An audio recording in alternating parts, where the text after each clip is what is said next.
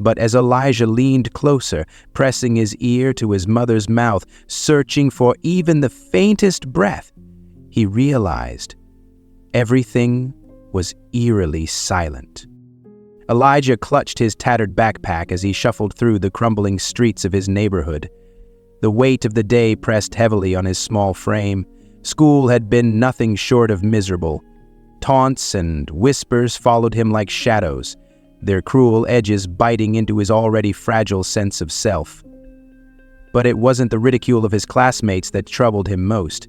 It was his mother.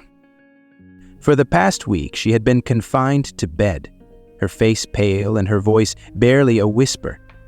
She had insisted she was fine, brushing off Elijah's concerns with weak smiles, but he wasn't a child who could afford to be naive. Every cough she suppressed, every grimace she tried to hide was a reminder that something was deeply wrong, and they had no one else, no father, no extended family to lean on. It was just him and her, against a world that felt increasingly indifferent. As he approached their aging apartment complex, the faint hum of the city grew louder. Sirens wailed in the distance, and a group of teenagers loitered near the graffiti-covered entrance, their laughter echoing like jagged glass against the concrete walls. Elijah kept his head down and quickened his pace. He wasn't in the mood for trouble. But as he climbed the stairs to their unit on the 3rd floor, something felt off. A cold knot twisted in his stomach when he noticed their apartment door ajar. His mother always locked the door, a habit born of necessity in their dangerous neighborhood. Elijah paused at the threshold, his breath hitching in his throat. The air inside smelled wrong, metallic, smoky, and sharp. "Mom?" he called softly, his voice trembling. There was no response. With a trembling hand, he pushed the door open. The sight that greeted him stole the breath from his lungs. The tiny living room, usually cluttered but cozy, was in disarray. A chair was overturned, papers scattered across the floor. His gaze darted toward the kitchen where a pot on the stove hissed angrily, steam curling ominously toward the ceiling. And then he saw her. His mother was crumpled on the cold linoleum floor, her frail body unnaturally still. "Mom!" Elijah screamed, his voice breaking as he rushed to her side. His knees hit the hard floor with a painful thud as he reached out to her.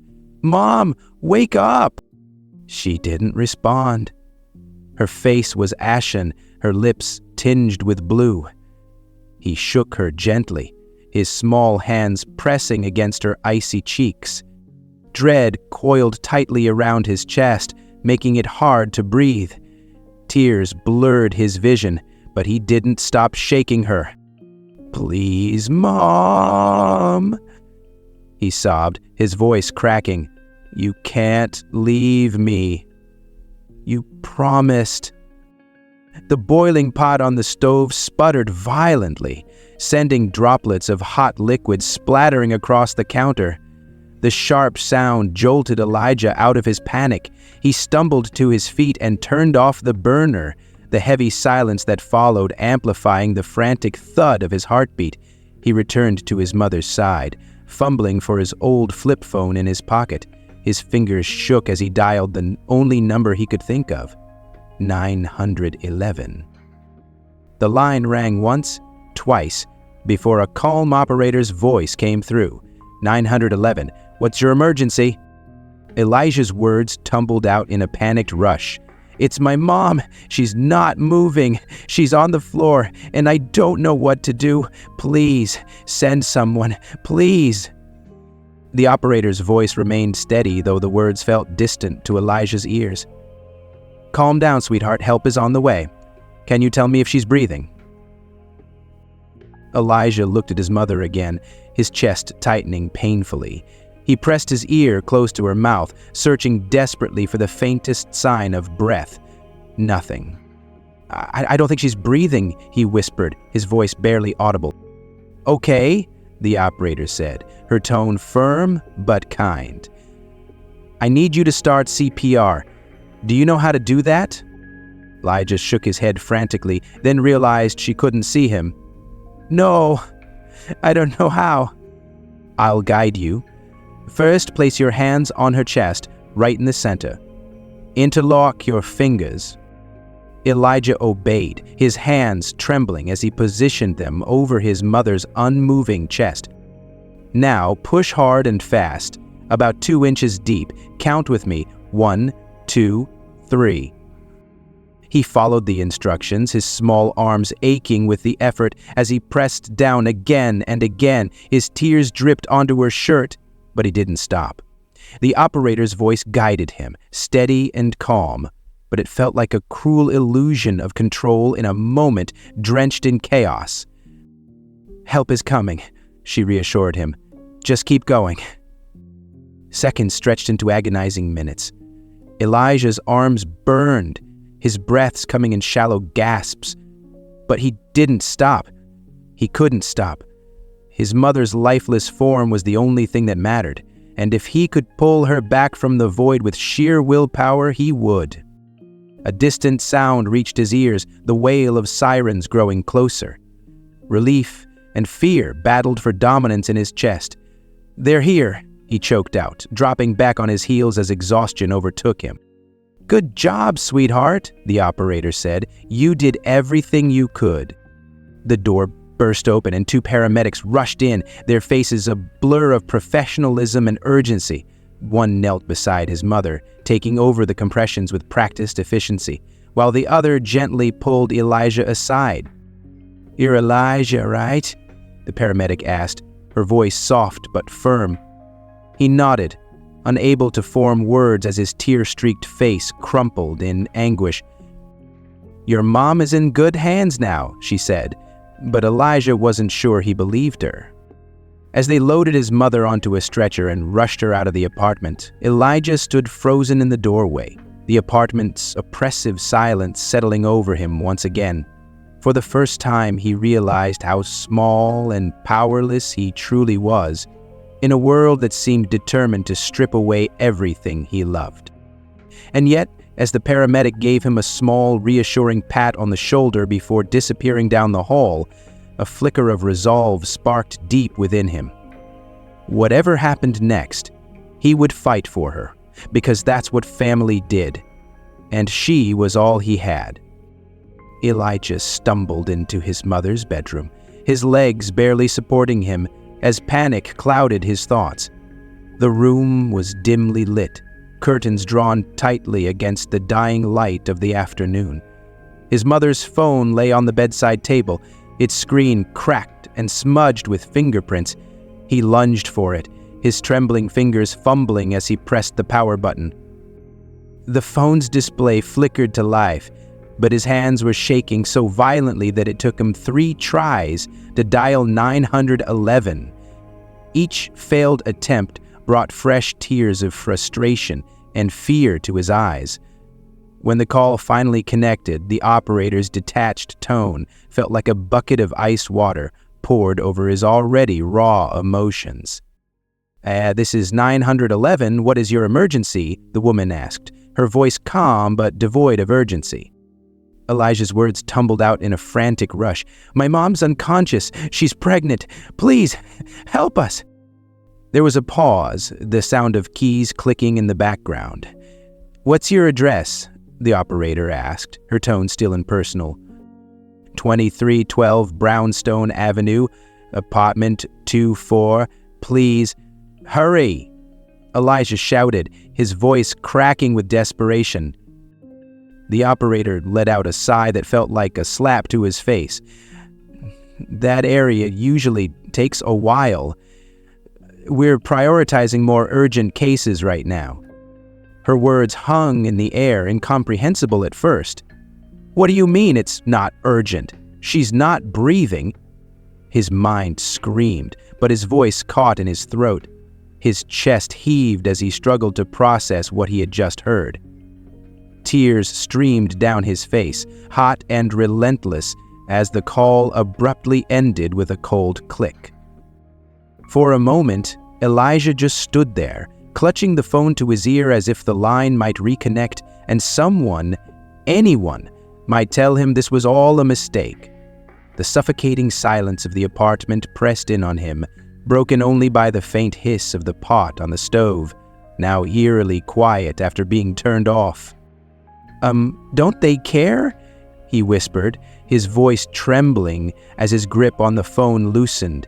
It clattered to the floor, forgotten, his hands clenched into fists, nails biting into his palms as helpless fury boiled inside him. They didn't care. The people who were supposed to help didn't care. He returned to the kitchen, his knees threatening to buckle as he knelt beside his mother once more. Her face, pale and lifeless, tore at his heart. He reached out to touch her hand, hoping against hope for some sign of life, but it was still cold. "I'm gonna fix this, Mom," he said softly, his voice thick with emotion. "I'm not giving up." Grabbing the old blanket draped over the back of the couch, he covered her to keep her warm, just like she used to do for him when he was sick. His small frame shuddered with suppressed sobs, but he forced himself to stay composed. There wasn't time to fall apart. Elijah dashed to the hallway, his eyes scanning the cluttered shelves for anything that could help. His gaze fell on the first aid kit his mom had kept tucked away since he could remember. He grabbed it with shaking hands and tore it open, but the sight of its contents only deepened his despair. Bandages, alcohol wipes, and an expired tube of ointment, nothing useful for bringing someone back to life. The weight of his powerlessness crushed him, but he refused to give in. His mom needed him. The memory of her smile, tired but full of love, flashed through his mind. She was the only family he had left, and she had fought so hard for them to survive in a world that seemed determined to beat them down. Now it was his turn to fight for her. Determined, Elijah darted to the living room window and flung it open. "Somebody help!" he screamed into the empty courtyard below. "Please, my mom needs help!" His voice echoed off the surrounding buildings, but no one answered. A couple of lights flickered on in nearby apartments, but the curtains remained drawn, and no footsteps approached. The minutes dragged by, each one an eternity. Elijah's chest tightened with every second that passed without the wail of approaching sirens. His knees hit the floor again as he clutched the windowsill, staring out into the indifferent night. The city that never slept seemed to be sleeping now, when he needed it most. The sound of a faint knock on the door snapped him out of his despair. Elijah bolted upright and raced to open it, hope blooming in his chest. But instead of paramedics, he found Mrs. Cortez, their elderly neighbor from 2 doors down. She held a steaming mug of tea in her hands, her wrinkled face creased with concern. "Elijah, honey, I heard yelling. What's going on?" she asked, her kind eyes scanning his tear-streaked face. "It's my mom," Elijah choked out. "She's not breathing, and 911 said they can't come right away." Mrs. Cortez's face darkened with worry, and she didn't hesitate. "Let me see her." Elijah led her to the kitchen, where his mother still lay unmoving beneath the blanket. Mrs. Cortez knelt beside her, checking for a pulse with surprising steadiness. "She's alive," she murmured, relief softening her tone. "But it's faint. We need to act fast." She turned to Elijah. "I'll stay with her. Run to the corner store and use their payphone to call for help again. Tell them it's an emergency and don't take no for an answer." Her words lit a fire under him. Elijah nodded and dashed out the door, his sneakers slapping against the cracked pavement as he sprinted down the street. The corner store was only 2 blocks away, but it felt like miles as his lungs burned and his legs screamed for him to stop. He didn't care. He couldn't stop. When he finally reached the store, he burst through the door, startling the clerk behind the counter. "The payphone!" he gasped, pointing to the corner. The clerk frowned but gestured toward it. Elijah scrambled for coins in his pocket, his fingers fumbling as he fed them into the slot. The phone felt heavy in his hand as he dialed 911 once more, each ring stretching the moment into an unbearable eternity. "This is 911. What is your emergency?" the same operator answered, her tone as detached as before. "My mom is unconscious, and she's barely breathing," Elijah shouted, his voice cracking with desperation. "She's pregnant, and I need help now." "What's the address?" the operator asked, her words clipped. 2312 Brownstone Avenue, apartment 204, he repeated, his throat raw from yelling. "We've logged your call," she replied, her voice void of emotion. "Help will arrive as soon as possible." "But when?" Elijah demanded, his frustration spilling over. "She doesn't have much time."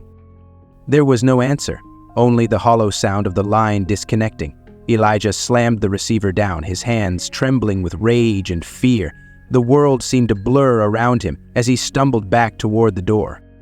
As he ran home, tears streamed down his face, but his resolve hardened with every step. The system might be broken, cold, and unfeeling, but he refused to let it beat him. His mom was counting on him, and he would find a way to save her, even if he had to move mountains to do it. The sight of his apartment building brought a renewed sense of urgency.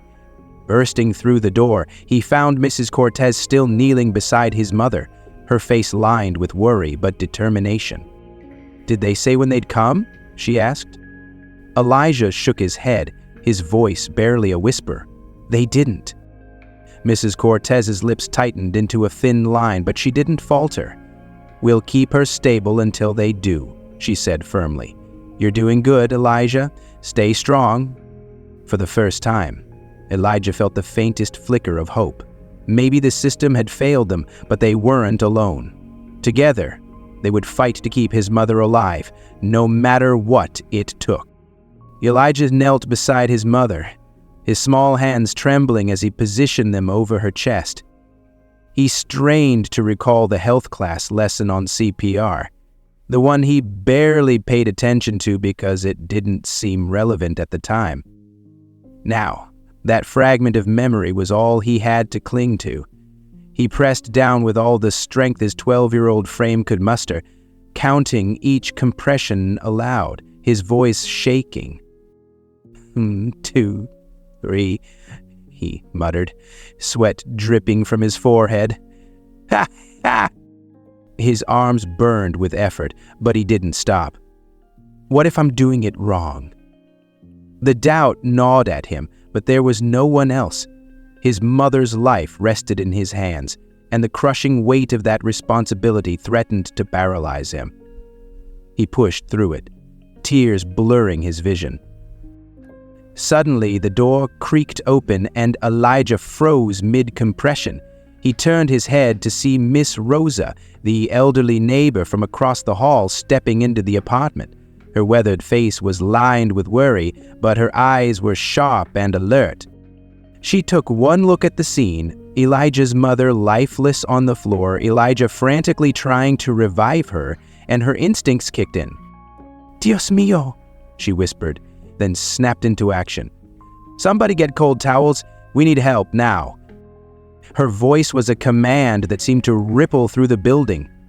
Moments later, a flurry of footsteps filled the hallway as neighbors emerged from their apartments. Miss Rosa crouched beside Elijah, her hands steady as she checked his mother's pulse and opened her airway. "Keep going, Nino," she said firmly, her voice a mix of urgency and encouragement. "You're doing good. Don't stop." Elijah nodded, his resolve hardening as he resumed compressions. Around him, the apartment became a hive of activity. Mr. Patel, the kindly shopkeeper from downstairs, appeared with a small, dusty medical kit in hand. He placed it on the floor and rummaged through it, pulling out a stethoscope and a blood pressure cuff. "Her pulse is weak, but it's there," Mr. Patel announced, glancing at Miss Rosa. "We need to get her to the hospital." "I'll drive," came a voice from the doorway.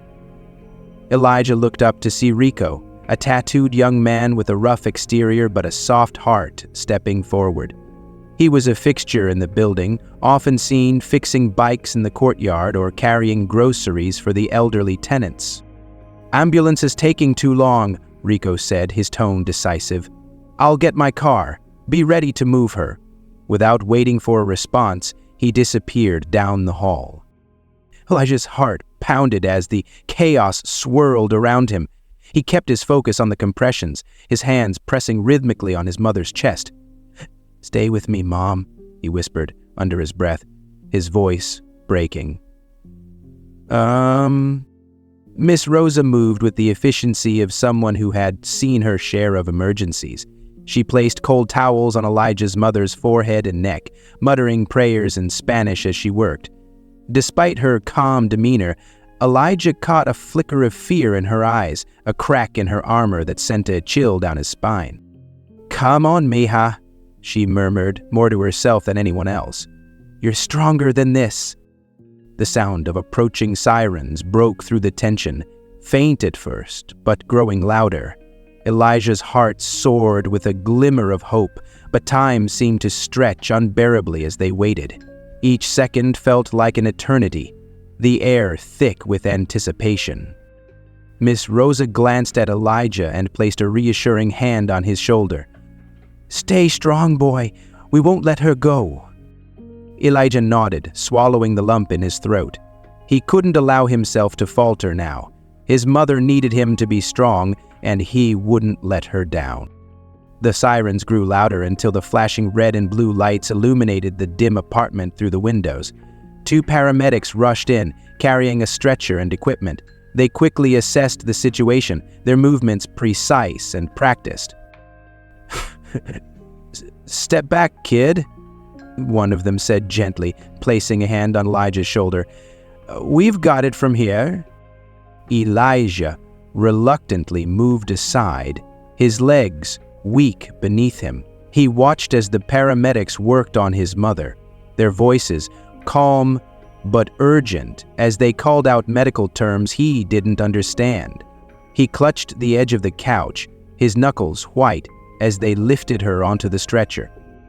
"Her pulse is weak but steady," one paramedic said, glancing at his partner. "We need to move now." Rico appeared at the door, keys jangling in his hand. "You need a backup ride? My car is ready." The paramedics exchanged a glance before shaking their heads. "Thanks, but we've got it. She needs to be stabilized on the way. Follow us if you want, but stay safe." As they wheeled his mother out the door, Elijah scrambled to grab his shoes. He wasn't about to let her go alone. Miss Rosa stopped him, her hand firm on his arm. "Wait, Elijah," she said, her voice steady but kind. "Do you have anything she might need? Her ID? Insurance card?" Elijah blinked, momentarily thrown. "Her wallet. It's in her purse." "Get it, then go," she urged. "She'll want you with her." He nodded, racing to his mother's room and snatching her purse from the nightstand. Clutching it tightly, he bolted back to the door. Rico stood there, his arms crossed. "I'm going with you," Rico said simply, his tone leaving no room for argument. "Let's go." The ride to the hospital was tense, the car filled with a heavy silence. Rico drove with surprising care, his usual bravado replaced by a focused determination. Elijah sat in the passenger seat, his hands gripping the straps of his backpack so tightly that his knuckles ached. He stared out the window, watching the city blur past, but his thoughts were with his mother. When they arrived at the emergency room, the paramedics were already inside. Elijah followed Rico through the automatic doors, his heart hammering in his chest. The sterile smell of disinfectant hit him like a wall, and the bright lights made his head spin. The nurse approached them, clipboard in hand. "Are you the son?" she asked, looking at Elijah. He nodded. "Is she okay? Can I see her?" "She's being treated right now," the nurse said gently. "The doctors are doing everything they can." "Do you have her ID and insurance information?" Elijah fumbled with the purse, pulling out his mother's wallet and handing it over. The nurse nodded and offered him a reassuring smile. "You did good, kid. She's lucky to have you." But Elijah didn't feel like he had done enough.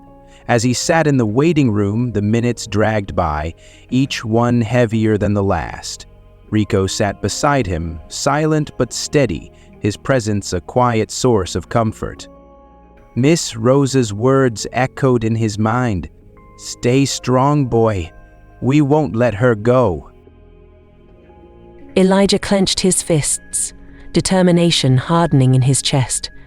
He wouldn't let his mother slip away. Not now. Not ever. The waiting room felt like a prison to Elijah. Every fluorescent light flickered with an almost mocking consistency, and every creak of a passing stretcher or muted announcement from the intercom stretched his frayed nerves tighter. His legs bounced restlessly, his eyes darting between the sterile white clock on the wall and the double doors to the emergency room. Rico had done wonders for the patient, and he didn't want Rico to suffer. He clutched his backpack to his chest like a lifeline.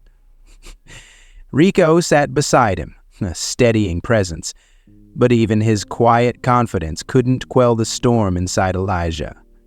The doctors are doing everything they can, but they did little to calm him. The minutes turned into an agonizing blur. Every second felt like an eternity, and the suffocating silence only amplified the pounding in his chest. His mother, his unborn sibling, the only family he had left, were in the hands of strangers. He wanted to be strong, but doubt crept in like a shadow. What if I lose them both? Finally, the double doors swung open and a doctor in scrubs appeared, their face drawn with exhaustion and worry. Elijah shot to his feet, his voice trembling. "How is my mom?" he asked, his words rushing out. "Is she going to be okay?" The doctor sighed, their expression measured but serious. "She's stable but critical," they said. "We've put her in a medically induced coma to help her body heal. Her blood pressure was dangerously low, and there's still a risk of complications. But she's fighting." Elijah felt a strange mix of relief and fear. Stable was better than the alternative, but critical hung over him like a dark cloud. "Can I see her?" he asked softly, his voice barely above a whisper. The doctor nodded. "Only for a few minutes. She needs rest." Elijah followed the nurse down the stark hallway, his footsteps echoing off the cold tile floor. The room they entered was small, filled with the steady beeping of monitors and the soft hum of machines. His mother lay on the bed, motionless, tubes and wires surrounding her like a web. The sight hit him like a punch to the gut. She looked so fragile, so unlike the strong woman he knew. His chest tightened as he approached her bedside, his small hand trembling as he reached for hers. Her skin was warm, but her grip was limp, lifeless. His throat burned as he tried to hold back tears, but the dam broke and they fell freely down his cheeks. "Mom," he whispered, his voice cracking. "Please, don't leave me. I need you. The baby needs you. You're all I've got." He squeezed her hand, desperate for a response, but she remained still. He felt utterly powerless, a child in a world too big and uncaring.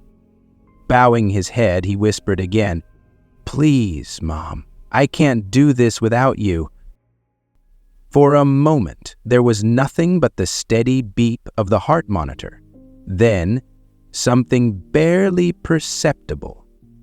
A twitch.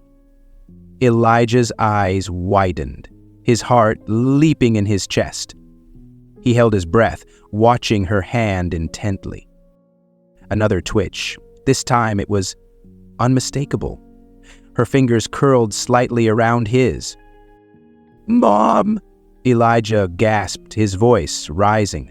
"Mom, can you hear me?" Her eyelids fluttered, a faint movement that sent a surge of hope through him. He bolted upright, his voice shaking with urgency. "Nurse, She's waking up. Please, come quick." The room erupted into activity as the nurse rushed in, checking the monitors and leaning over Elijah's mother. A soft groan escaped her lips, and Elijah's heart soared. He leaned closer, gripping her hand tighter. "Mom, it's me," he said, his voice trembling. "It's Elijah. I'm here. I'm not letting go." Her eyes flickered open, unfocused at first, but slowly finding him. Her lips parted, and though her voice was faint, it was unmistakable. "Elijah," she whispered, her tone filled with both exhaustion and love. Tears streamed down his face as he nodded fervently. "I'm here, Mum. I've got you. You're going to be okay." The nurse smiled warmly, her professional composure softening. "She's responding well," she said, her voice reassuring. "That's a very good sign." The doctor arrived moments later, their demeanor shifting from caution to relief as they assessed her progress. "It's a remarkable improvement," they said. "She's still critical, but this is a step in the right direction."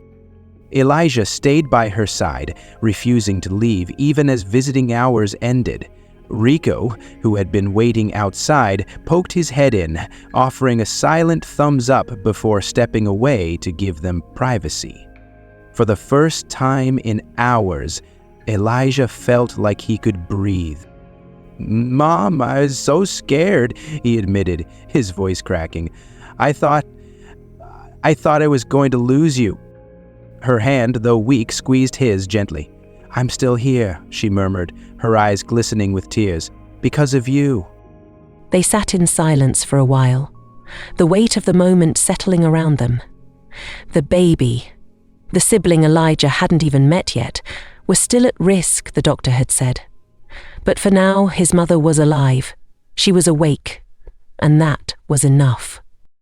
"I'll take care of everything," Elijah said softly, his resolve hardening.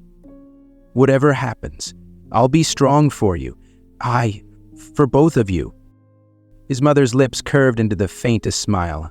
"You already are, my brave boy." As the machines beeped steadily around them, Elijah felt a flicker of hope reignite in his chest. The battle wasn't over, but they had taken the first step. Together, they would face whatever came next. He wasn't alone anymore, not really. And for the first time in what felt like forever, he believed they could win. The days that followed felt like a fragile balancing act, teetering between cautious optimism and lingering fear. Elijah clung to every sign of his mother's improvement, no matter how small. Each day, he walked into the hospital room with a mix of anxiety and hope, his heart pounding until he saw her chest rising and falling steadily beneath the thin hospital blanket. Her moments of wakefulness grew longer, though her movements were still weak. The first time she opened her eyes and smiled faintly at him, it felt like the weight of the world had lifted off his shoulders. "You're looking better, Mom," he said softly, pulling a chair closer to her bedside. "They said you're doing great. You're the strongest person I know." She gave him a small nod, her lips curving into a faint smile that didn't quite reach her tired eyes. "Thanks to you," she whispered, her voice hoarse but full of emotion.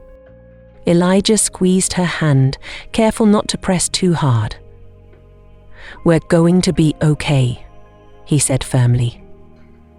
More for himself than for her. He needed to believe it. Needed to hold on to the fragile hope that was beginning to bloom. The hospital became a second home for Elijah during those days. His neighbors rallied around him, transforming what had once felt like a lonely battle into a collective effort. Miss Rosa came by every morning with a warm hug and homemade tamales wrapped in foil. "You need to eat, Nino," she said, placing the food in his hands. "Your mama would scold me if I let you starve." Elijah smiled at her, his heart swelling with gratitude. "Thank you, Miss Rosa, for everything." Her response was a quick wave of her hand as if brushing off his thanks, We take care of our own. That's what neighbors do. Mr. Patel stopped by in the evenings, bringing bags of groceries and quietly slipping a few dollars into Elijah's hand. "For anything you need," he said when Elijah tried to protest. "It's not much, but it's yours." Even Rico, who rarely showed emotion beyond his usual smirk, came by with comic books and a well-worn deck of cards. "Thought you could use something to keep your mind busy," he said, gruffly, avoiding eye contact as he handed the items over. Elijah began reading to his mother during her longer stretches of wakefulness. Sometimes it was stories from the books neighbors brought, and other times it was just him recounting their days together. He told her about school, about how Miss Rosa made him promise to learn her tamale recipe, and even about Rico's exaggerated tales of his childhood mischief. "I think Rico's trying to turn me into him," Elijah joked one evening, glancing at his mother as she lay with her eyes closed. "Don't worry, I won't let him." To his surprise, her lips twitched into a faint smile, her eyelids fluttering open. "Good," she whispered. "One Rico is enough." Elijah's laughter bubbled up, uncontainable. It was the first real laugh he'd had in what felt like forever, and it filled the room with a warmth he hadn't realized he'd been missing. As his mother's strength slowly returned, so did Elijah's sense of purpose. He began to see the hospital not just as a place of fear and uncertainty, but as a space where healing happened. The nurses, who had once seemed so distant, now greeted him with kind smiles and asked about his day. One evening, Nurse Camille pulled him aside and handed him a small notebook. "For your thoughts," she said gently. "You've been so brave through all of this. Sometimes it helps to write it down." Elijah accepted the notebook, running his fingers over its plain cover. "Thank you," he said quietly. That night, he filled its first few pages with a mix of gratitude and longing. He wrote about his mother, about the neighbors who had become like family, and about his dream of keeping them all together once they left the hospital. By the end of the week, Elijah's mother was sitting up in bed for short periods of time, her color gradually returning. The doctors were cautiously optimistic, though they warned that she would need to rest for several months to fully recover. Elijah took the news in stride. He had already decided that he would do whatever it took to help her heal, even if it meant balancing school with caring for her and the baby. "I'll make it work," he told her firmly. "We're a team, remember?" She reached out and touched his cheek, her hand trembling slightly. "I'm so proud of you," she said, her voice thick with emotion. "You've grown up so much, Elijah. I don't know what I would have done without you." He shook his head, blinking back tears. "You don't have to think about that," he said softly. "We're here now. That's all that matters." The support from the community didn't waver. Miss Rosa organized a small fundraiser among the neighbors to help cover medical expenses, and Mr. Patel arranged for local volunteers to bring meals and supplies to the apartment once his mother was discharged. For the first time, Elijah saw the strength of the people around him. People who had once been strangers, but were now bound together by compassion and shared purpose. The graffiti-covered walls and worn-out streets that had always felt cold and indifferent were now filled with warmth and connection. One evening, as the sun dipped below the horizon and bathed the hospital room in a soft golden glow, Elijah sat beside his mother and held her hand. "You know what I've learned, Mom?" he said, his voice quiet but steady. She turned her head toward him, her eyes tired but full of love. "What's that?" He smiled, his heart swelling with gratitude. That we're not alone. No matter how hard things get, there are good people who care. People who will fight with us when we can't fight alone. Her eyes glistened with unshed tears as she nodded. "You're right," she whispered. "We're stronger together." Elijah leaned back in his chair, the weight of the past few days finally beginning to lift. For the first time in what felt like forever, hope was no longer a fragile flicker. It was a steady flame lighting the path forward. As he drifted to sleep beside his mother's bed, the quiet hum of the machines seemed less oppressive and more comforting. The worst was behind them, and together, with the strength of their community, they would face whatever came next. The hospital room was bathed in soft sunlight, the kind that seemed to wash away the heaviness of the past days and fill the space with hope. Elijah sat in the chair beside his mother's bed, a book open in his lap. He read aloud, his voice calm and steady, though it still held a trace of the fear that had gripped him not long ago. His mother's hand rested in his, her grip stronger than it had been in days. Though her face was still pale, it now glowed with a quiet warmth, a testament to the strength she had found within herself. Each day brought small victories, a brighter smile, a longer conversation, and now the peaceful moment they shared as the afternoon sun filtered through the curtains. Elijah paused in his reading and looked at her, his young face filled with an emotion far beyond his years. "You're the strongest person I know, Mom," he said, his voice thick with gratitude. "I'm so proud of you." She turned her head to him, her eyes soft but resolute. "I had a lot to fight for," she replied, her voice stronger now, though it still carried the rasp of exhaustion. "I wasn't about to leave you or the baby behind." Her words brought tears to his eyes, but this time they were tears of relief, not fear. He squeezed her hand tighter, feeling the steady pulse of life beneath his fingers, a simple yet profound reassurance that she was still here, still fighting. "You're my hero, you know," he said quietly, the weight of his love for her making his chest ache. She smiled, her eyes glistening. And you're mine," she said. "You saved me, Elijah. I hope you know that." The days that followed brought continued progress. His mother grew stronger, able to sit up on her own for longer stretches of time. Nurses began to speak optimistically about her recovery, and Elijah's heart felt lighter with each passing day. The baby, though still unborn, had made it through the ordeal unscathed, the doctors assured them. "A fighter, just like his mom," one of the nurses had joked, and Elijah had smiled, feeling a sense of pride for his sibling even before meeting them. Miss Rosa visited often, always bringing a new dish to tempt his mother's appetite or a bundle of flowers to brighten the room. "You'll be home soon," she said one afternoon, her tone confident. "And when you are, we'll have a little celebration. The whole building is waiting for you." The thought of returning home filled Elijah with both relief and determination. Though challenges still lay ahead, he felt ready to face them. They had endured so much, but they had also learned something invaluable, that love, even in the face of despair, could carry them through. One sunny afternoon, Elijah sat beside his mother as usual, the book in his hands now familiar after countless readings. The warmth of the sunlight streaming through the window cast a golden glow over the room, softening its clinical edges. He looked up from the page, pausing as his mother shifted slightly in bed. She caught his eye and smiled. "You've been reading that same story all week," she teased gently. "Don't you have anything else?"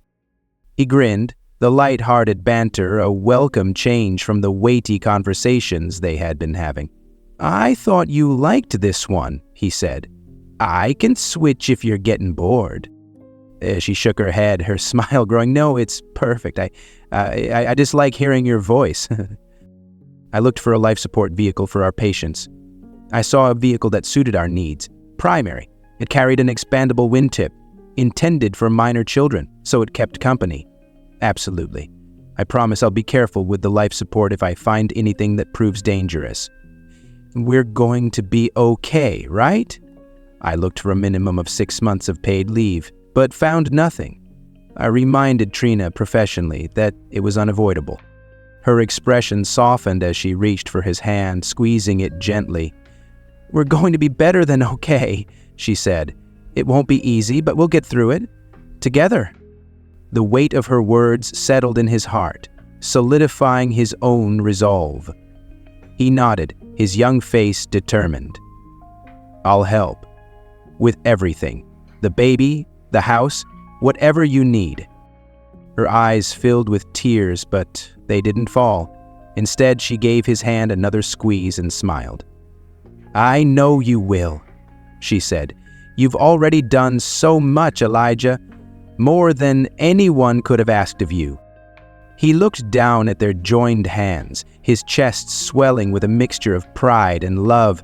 The steady rhythm of her heartbeat through her pulse was a reminder of all they had endured and all they had overcome. As the day wore on, the two of them sat quietly, watching the sun set through the window. The golden light faded into soft hues of pink and orange, casting a peaceful glow over the room. Elijah leaned back in his chair, exhaustion tugging at his eyelids. But he didn't want to leave. He wanted to savor this moment, this sense of calm after the storm. "I love you, Mom," he said softly, breaking the comfortable silence. She turned her head toward him, her expression filled with tenderness. "I love you too, Elijah," she replied. "More than you'll ever know."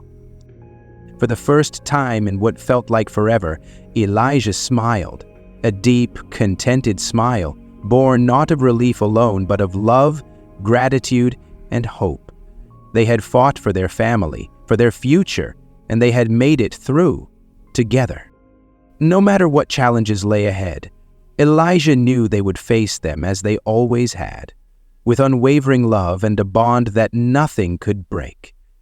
And in that moment, as the stars began to peek through the darkening sky, he knew they were going to be just fine. If you found this story to be heartwarming, please share it with a friend who needs to hear this. And if you're going through a difficult time, remember that you're not alone. Share your thoughts with us.